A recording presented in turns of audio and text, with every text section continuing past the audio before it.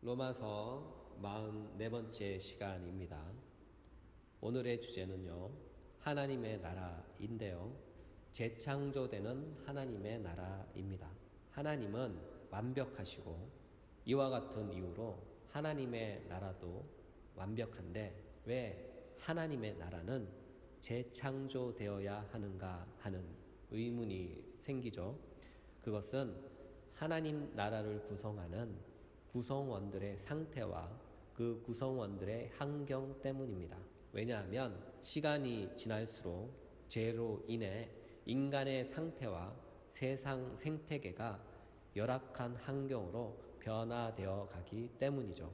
따라서 하나님의 나라는 그 상태를 격상시키지 않고 수용하는 방식으로 인간의 상태와 세상의 생태 환경에 알맞은 방식으로 임하며 그 세대에 맞도록 하나님의 나라는 재창조되는 것입니다.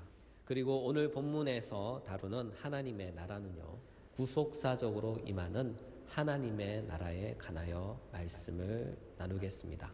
로마서 4장 17절입니다. 기록된 바 내가 너를 많은 민족의 조상으로 세웠다 하심과 같으니 그가 믿은 바 하나님은 죽은 자를 살리시며 없는 것을 있는 것으로 부르시는 이시니라. 이 본문에서 내가 너를 많은 민족의 조상으로 세웠다라는 말씀은 창세기 17장 5절에 기록된 말씀을 인용한 것입니다. 창세기 17장 5절 이제 후로는 내 이름을 아브람이라 하지 아니하고 아브라함이라 하리니 이는 내가 너를 여러 민족의 아버지가 되게 함이라. 창세기 17장 5절은 아브라함이 아브라함으로 개명되는 역사적인 순간입니다. 성경에서 한 사람의 이름이 바뀐다는 것은요, 그 사람의 운명이 바뀐다는 것을 뜻하는 것이죠. 일반적으로 아브람의 이름의 뜻은 많은 무리의 아버지란 뜻으로, 또 새로 바뀐 이름인 아브라함은 많은 민족의 조상이란 말의 뜻으로 통용되고 있어요. 그러나 좀 더 이 이름을 분석해 보면요, 히브리어의 아브란 뜻은 동일 혈통 가운데 서열이 가장 높은 자 또는 동일 혈통의 창시자를 뜻합니다. 히브리어 람은요, 높다, 힘있다 라는 뜻으로 높고 힘있는 사람이란 뜻이고요. 또 라함은 군중을 뜻합니다. 따라서 원문에 가깝게 의역하면 아브람은 한 혈통의 첫 시조란 의미이죠. 성경의 뉘앙스로 표현하면 한 혈통으로 시작될 가족의 첫사람 우두머리입니다. 예를 들면 제가 경주 이시인데요. 이 말의 뜻은 저의 가문의 첫 시조가 경주에 정착해서 뿌리를 내렸는데 그 사람이 이시였다는 의미인 것이죠. 이와 같이 아브라함은 갈대아 우르 지역에서 하나님의 새 민족의 첫 시조로 부르심을 받은 첫사람입니다. 사도행전 7장 2절 여러분 부영들이여 들으소서 우리 조상 아브라함이 하란에 있기 전 메소포타미아에 있을 때에 영광의 하나님이 그에게 보여 이르시되 내 고향과 친척을 떠나 내가 내게 보일 땅으로 가라 하시니 아브라함이 갈대아 사람의 땅을 떠나 하란에 거하다가 그의 아버지가 죽음에 아브라함이 그를 거기서 너희 지금 사는 이 땅으로 옮기셨느니라. 느헤미야 9장 7절 주는 하나님 여호와시라 옛적에 아브라함을 택하시고 갈대아 우르에서 인도하여 내시고 아브라함이라는 이름을 주시고. 그렇죠. 하나님은 하나님의 한 나라를 세우기 위해 한 사람을 택하여 하나님의 나라의 첫 사람으로 세우셨는데 하나님의 나라의 첫 사람이 아브라함이라는 것이죠. 그렇다면 여기서 또 한 가지 궁금증이 생기죠. 아브라함 이전에는 하나님의 나라가 없었을까? 아니죠. 아브라함 이전에도 하나님의 나라가 있었어요. 그런데 하나님의 나라가 죄의 오염으로 인해 타락하여 망한 것이죠. 사실상 하나님의 나라의 첫 시조는 첫 인류였던 아담이에요. 창세기 2장 7절 여호와 하나님이 땅의 흙으로 사람을 지으시고 생기를 그 코에 불어 넣으시니 사람이 생명이 되니라. 여호와 하나님이 동방의 에덴에 동산을 창설하시고 그 지으신 사람을 거기 두시니라. 여기서 첫 하나님의 나라는요, 에덴 동산입니다. 따라서 하나님의 나라인 에덴 동산에 하나님의 나라의 첫사람인 아담이 있었어요.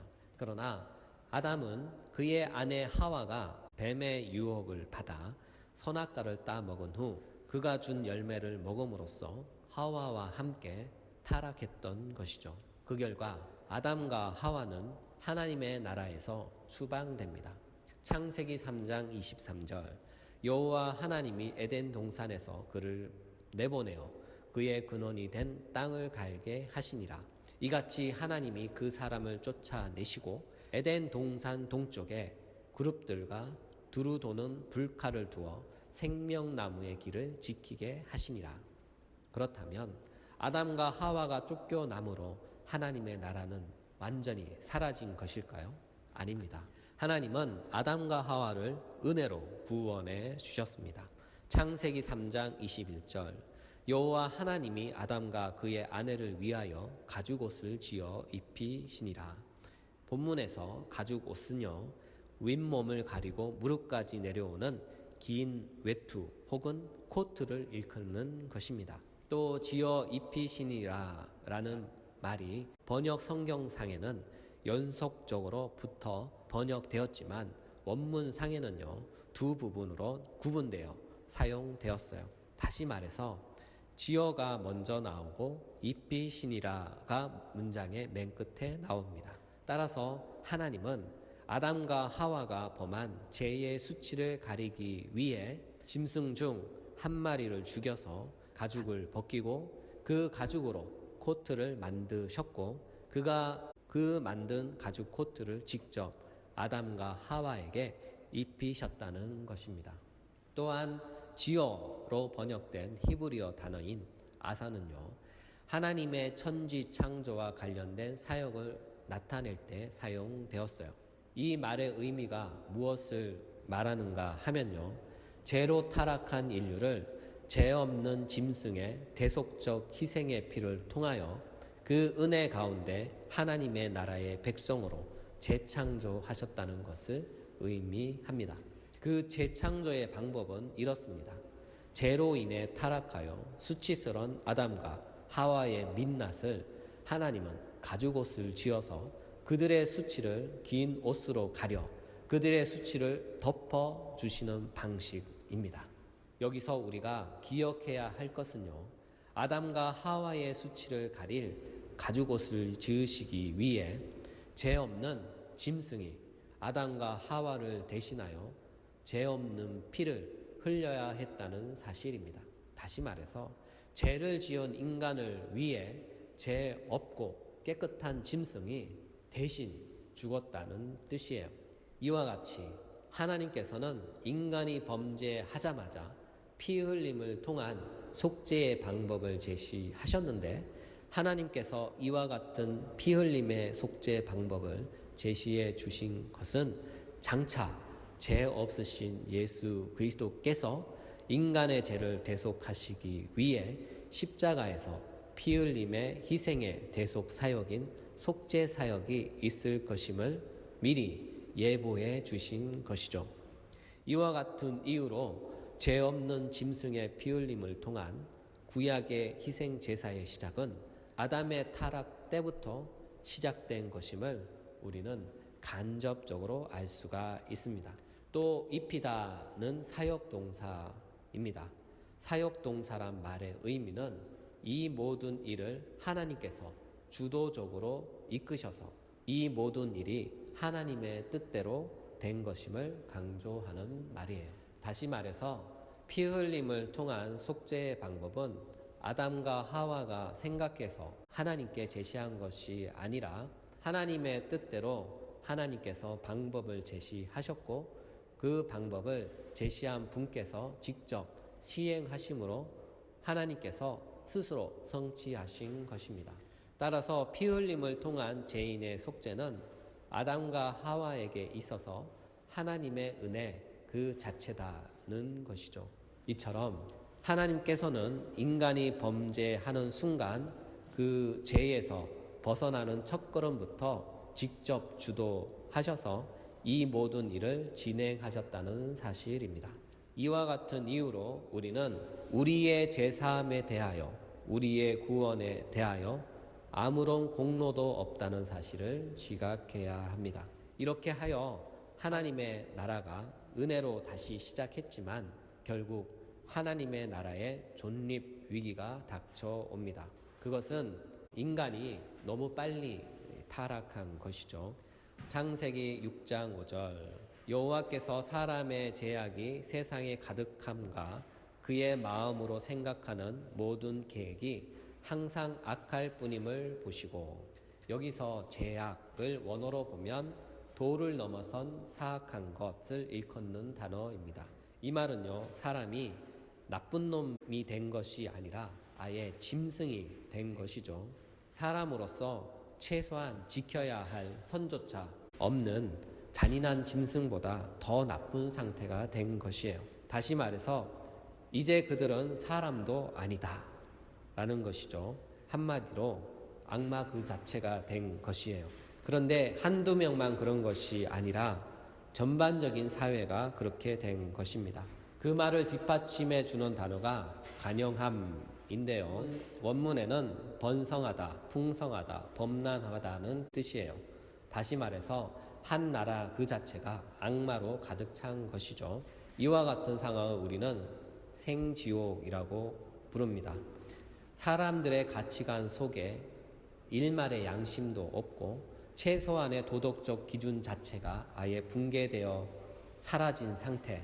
사회는 부조리가 극심하여 와해되고 각종 범죄가 상식처럼 일상화되어 가득 차고 넘쳐서 사회 질서가 무너진 무질서한 상태. 그로 인해 세상은 악이 차고 넘쳐서 범람한 상태에 빠진 것이죠. 세상이 이렇게 되었을 때 하나님은 무엇을 하셨을까요? 하나님은 이렇게 혼잡한 세상을 바로 잡기 위하여 역사에 직접 개입하셨어요. 어떻게 개입하셨나요? 하나님은 심판으로 개입하셨어요. 그리고 죄로 가득 찬 세상을 깨끗이 청소하신 것이죠. 창세기 6장 17절 내가 홍수를 땅에 일으켜 무릇 생명의 기운이 있는 모든 육체를 천하에서 멸절하리니 땅에 있는 것들이 다 죽으리라. 이 본문에서 멸절이란 단어가 나오는데요. 이 단어는 파괴하다, 박멸하다는 뜻과 함께 긍휼을 버리다라는 의미도 있어요. 다시 말해서 하나님께서 보실 때 이 땅에 죄가 차고 넘쳐서 충만한 그때, 바로 그때는요, 하나님께서 우리를 향한 긍휼을 닫고 하나님의 진노로 이 세상을 파괴한다는 사실을 기억해야 합니다. 창세기 7장 21절 땅 위에 움직이는 생명이 다 죽었으니 곧 새와 가죽과 들짐승과 땅에 기는 모든 것과 모든 사람이라. 육지에 있어 그 코에 생명의 기운의 숨이 있는 것은 다 죽었더라. 그렇죠. 하나님의 긍휼이 우리를 비출 때에는 우리가 하나님의 은혜를 입고 살지만 하나님의 긍휼이 닫히면 우리는 곧 하나님의 진노를 경험하게 되는 것이죠. 이와 같은 이유로 하나님의 은혜로 재창조된 하나님의 나라는 죄의 간영함으로 인해 심판을 받고 홍수로 망하게 됩니다. 그렇다면 하나님께서 홍수로 세상을 한 번 심판하셨으니 이제 다시는 하나님의 심판이 없을까요? 아닙니다. 세상에 죄가 간영하면 하나님은 언제든지 즉각적으로 개입하셔서 세상을 심판하십니다. 성경에 등장하는 두 도시 소돔과 고모라를 보십시오. 그 두 성이 왜 망했습니까? 성경은 죄 때문이라고 분명히 가르치고 있어요. 창세기 13장 13절 소돔 사람은 여호와 앞에 악하며 큰 죄인이었더라. 그래서 하나님은 1차 경고로 전쟁을 사용하여 깨우치십니다. 창세기 14장 1절 당시의 신할 왕 아무라벨과 아엘라살 왕 아리옥과 엘람 왕 그돌라 오멜과 고임 왕 디달이 소돔 왕 베라와 고모라 왕 바르사와 아드마 왕 시납과 스보임 왕 세메벨과 벨라 곧 소알 왕과 싸우니라. 창세기 14장 10절 시딘 골짜기에는 역청구덩이가 많은지라. 소돔 왕과 고모라 왕이 달아날 때에 그들이 거기 빠지고 그 나머지는 산으로 도망하매 내 왕이 소돔과 고모라의 모든 재물과 양식을 빼앗아가고. 그렇죠. 하나님은 죄가 땅에 가득하면요 곧바로 멸망시키지는 않아요. 먼저 경고하시죠. 이것은 하나님의 긍휼 가운데 흘러나오는 자비의 결과예요. 한 번 더 회개할 수 있는 기회를 주시는 것이죠. 하나님은 이 경고를 주시고 다시 구원해 주셔요. 누구를 통하여 구원해 주실까요?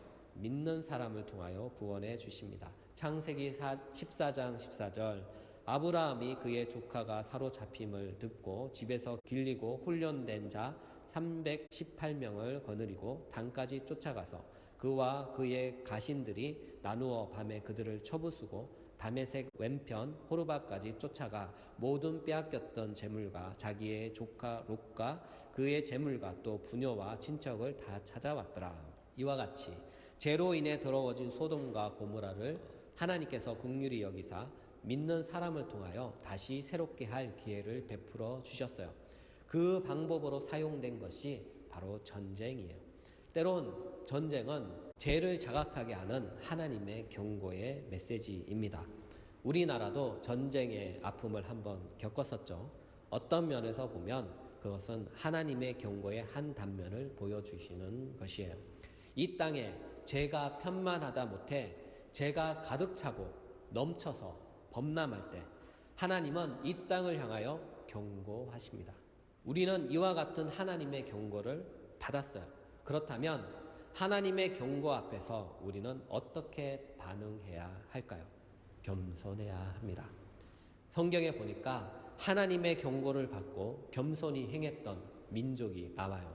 그 민족은 바로 니느웨 백성들입니다. 그들은 선지자 요나를 통해 하나님의 경고를 받고 하나님께 회개함으로 하나님의 긍휼이 닫히지 않게 했어요. 요나서 3장 4절 요나가 그 성읍에 들어가서 하루 동안 다니며 외쳐 이르되 40일이 지나면 니느웨가 무너지리라 하였더니 니느웨 사람들이 하나님을 믿고 금식을 선포하고 높고 낮은 자를 막론하고 굵은 베옷을 입은지라. 왕과 그의 대신들이 조서를 내려 니느웨에 선포하여 이르되 사람이나 짐승이나 소떼나 양떼나 아무것도 입에 대지 말지니 곧 먹지도 말 것이며 물도 마시지 말 것이며 사람이든지 짐승이든지 다 굵은 베옷을 입을 것이요 힘써 하나님께 부르짖을 것이며 각자 악한 길과 손에서 행한 강포에서 떠날 것이라. 하나님이 그들이 행한 것 곧 그 악한 길에서 돌이켜 떠난 것을 보시고 하나님의 뜻을 돌이키사 그들에게 내리리라 말씀하신 재앙을 내리지 아니하시니라. 하나님은 우리가 죄의 길에서 돌이켜 회개하면 우리를 향한 당신의 긍휼하심을 닫지 않아요. 그러나 그럼에도 불구하고 회개하지 않고 계속 악에 머물러 있다면 하나님은 어떻게 하실까요? 만약 우리의 상태가 이와 같다면 소돔과 고모라처럼 됩니다. 창세기 18장 20절 여호와께서 또 이르시되 소돔과 고모라에 대한 부르짖음이 크고 죄악이 심히 무거우니 내가 이제 내려가서 그 모든 행한 것이 과연 내게 들린 부르짖음과 같은지 그렇지 않은지 내가 보고 알려 하노라. 21절에서 보고 알려 하노라 라는 말씀은 창세기 6장 5절에 등장하는 보고와 같은 의미입니다. 따라서 하나님께서 직접 죄의 경중을 조사하신 후 판결을 내리십니다. 소돔과 고모라는 결국 하나님께서 은혜로 베푸신 1차 경고를 받고 다시 한번 돌이킬 기회를 주셨지만 끝내 그들은 하나님이 베푸신 긍휼을 거절했어요. 그 결과 소돔과 고모라는 어떻게 되었을까요? 창세기 19장 24절 여호와께서 하늘 곧 여호와로부터 유황과 불을 소돔과 고모라에 비같이 내리사 그 성들과 온 들과 성에 거주하는 모든 백성과 땅에 난 것을 다 엎어 멸하셨더라. 여러분 보셨죠? 하나님은 세상에 악이 편만하다 못해 가득하여 충만하면 이와 같은 심판을 하십니다. 하나님이 심판하시면요, 그때는 그냥 멸망이에요. 그래서 하나님은 세상의 멸망이 속히 임하지 않도록 이 땅이 재로 가득하고 차고 넘치지 않도록 안전장치를 마련해 두셨어요. 그것이 뭘까요? 믿는 자들을 통해서 죄의 속도를 늦추는 것이죠. 왜냐하면 첫째로 세상이 속히 망하지 않도록 긍휼을 베푸시는 것이고, 둘째로 모든 사람이 예수님을 믿고 구원에 이르도록 하기 위해서입니다. 그렇다면 믿는 자들을 통해 어떻게 죄의 속도를 늦추실까요? 첫째, 전도의 방법으로 죄의 속도를 늦추십니다. 노아의 때를 살펴볼까요? 베드로후서 2장 5절, 옛적에 옛 세상을 용서하지 아니하시고 오직 의를 전파하는 노아와 그 7 식구를 보존하시고 경건하지 아니한 자들의 세상에 홍수를 내리셨으며, 이 본문에서 의를 전파하는 노아가 등장하는데요, 창세기에는 의를 전파하는 노아에 대한 언급은 등장하지 않아요. 그러나 유대 전승에 따르면 초대교회 당시에 이와 같은 노아의 설교는 잘 알려진 보편화된 사실이었어요. 이와 같은 이유로 사도 베드로는 노아를 의를 전파한 자로 칭한 것입니다. 따라서 전도는 죄의 속도를 늦추는 하나님의 한 방법이에요. 두 번째는 기도인데요. 창세기 18장 22절부터 33절의 말씀을 보면요, 소돔과 고모라를 멸하러 가시는 하나님께 아브라함은 간구하죠. 아브라함은 의인을 악인과 함께 멸망하지 않도록 간구할 때 하나님은 아브라함에게 소돔과 고모라에서 의인 10명만 찾더라도 내가 그 성을 멸하지 않겠다고 말씀합니다. 창세기 18장 32절, 아브라함이 또 이르되 주는 노하지 마옵소서, 내가 이번만 더 아뢰리이다. 거기서 10명을 찾으시면 어찌하려 하나이까? 이르시되 내가 10명으로 말미암아 멸하지 아니하리라. 그러나 아브라함의 이와 같은 기도에도 불구하고 소돔과 고모라 성에는 의인 10명이 없었던 것이죠. 그래서 결국 소돔과 고모라는 그 죄악의 간영함으로 말미암아 하나님께 심판을 받아 멸망받았어요. 사도 바울은 이와 같은 이유로 젊은 목사였던 디모데에게 이렇게 권면합니다. 디모데전서 2장 1절, 그러므로 내가 첫째로 권하노니 모든 사람을 위하여 간구와 기도와 도구와 감사를 하되 임금들과 높은 지위에 있는 모든 사람들을 위하여 하라. 이는 우리가 모든 경건과 단정함으로 고요하고 평안하게 생활하려 함이라. 그렇죠? 그러므로 사랑하는 여러분, 이와 같은 이유로 우리는 나라와 민족을 위해 기도해야 합니다. 이 세상이 죄로 인해 속히 망하지 않도록 사회의 양심적 규범인 도덕과 사회 질서와 법이 죄로 인해 무너지지 않도록 이 땅이 정의로운 땅이 될 수 있도록 이 땅을 위해 우리는 힘써 기도해야 합니다. 아모스 선지자처럼 기도해야 합니다. 정의가 물같이 공의를 마르지 않는 강같이 흐르도록 우리는 깨어 기도해야 합니다. 셋째, 우리의 행실을 바르게 해야 합니다. 예수님은 말씀하셨죠. 마태복음 5장 13절, 너희는 세상의 소금이니 소금이 만일 그 맛을 잃으면 무엇으로 짜게 하리요?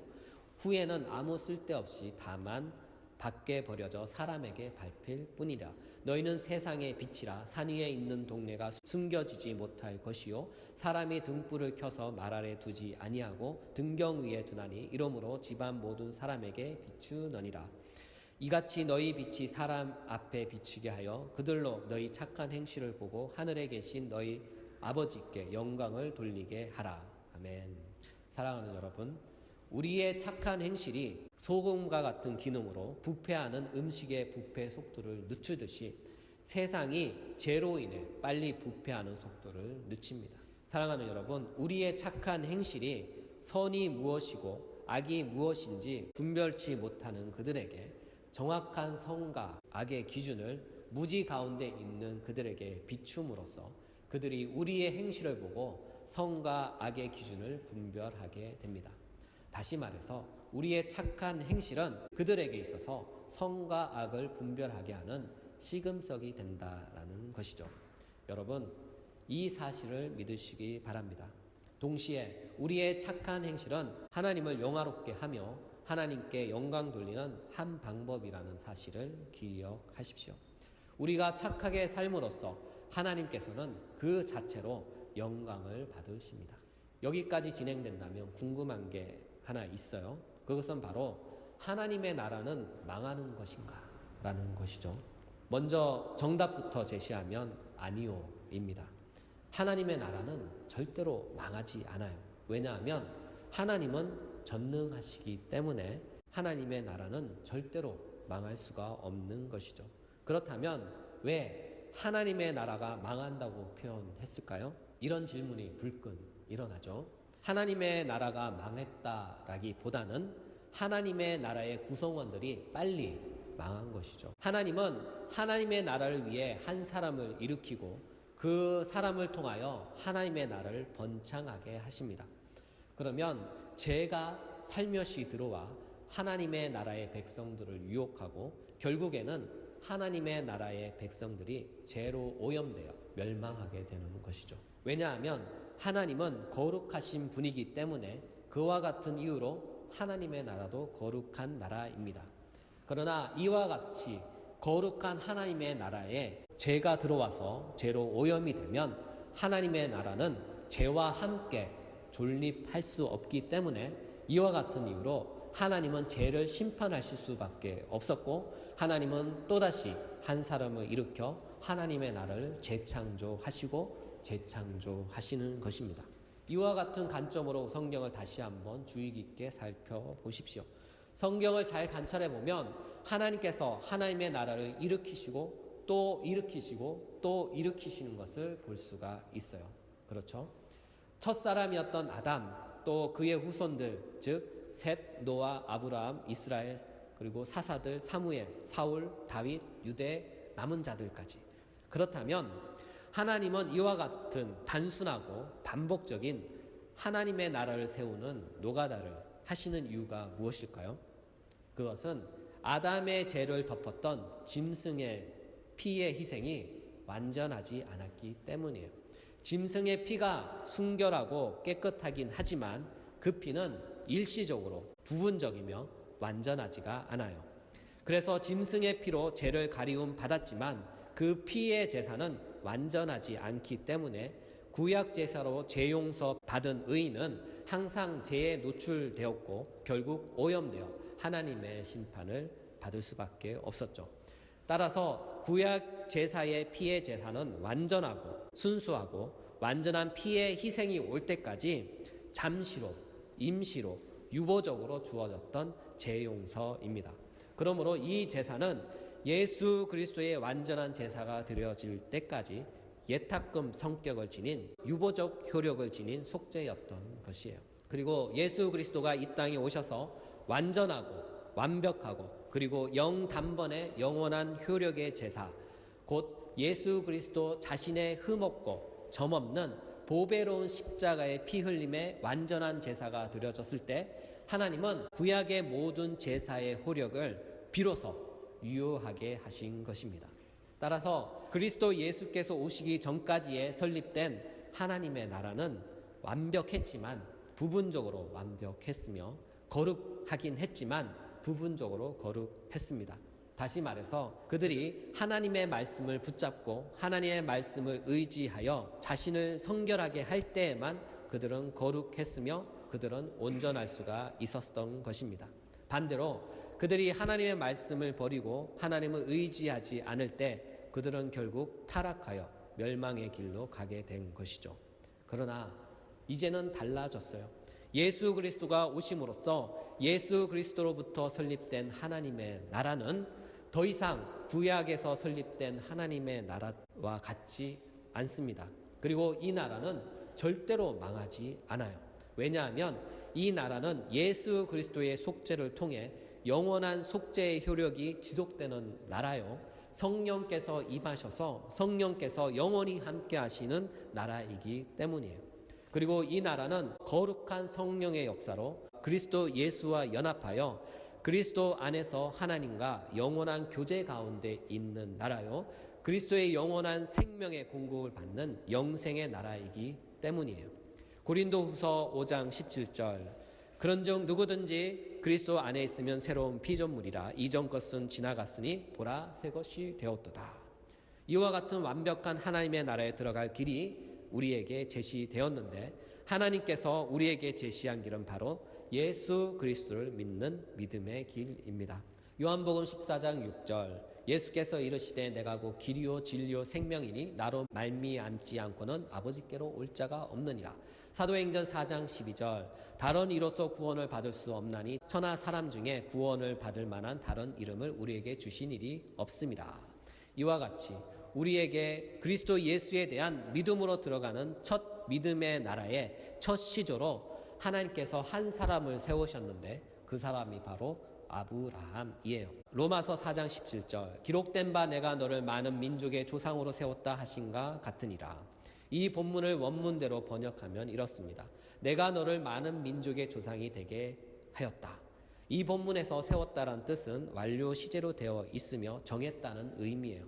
종교개혁자였던 루터는 이 본문을 번역하기를 자리를 정하여 앉혔다라고 했어요. 이와 같은 사실로 인하여 두 가지를 알 수 있는데요. 첫째는 하나님께서 아브라함을 믿음의 첫 시조로 정했다라는 것. 둘째는 아브라함을 믿음의 첫 시로 정하신 분은 하나님이시라는 것이죠. 다시 말해서 이와 같은 사실은 믿음을 통해 그 자리를 정하시는 것은 하나님의 주권이라는 사실입니다. 이와 같은 이유로 우리가 아브라함처럼 하나님의 나라를 지정받는 것은 믿음을 통하여 역사하시는 하나님의 주권임을 보여주는 것입니다. 다시 말해서 하나님의 나라에 들어가는 것은 하나님의 주권적인 은혜다라는 것이죠. 하나님의 주권적인 은혜는 예수 그리스도를 믿는 믿음을 통하여 이루어집니다. 그래서 사도 바울은 이렇게 외칩니다. 로마서 10장 13절 누구든지 주의 이름을 부르는 자는 구원을 받으리라.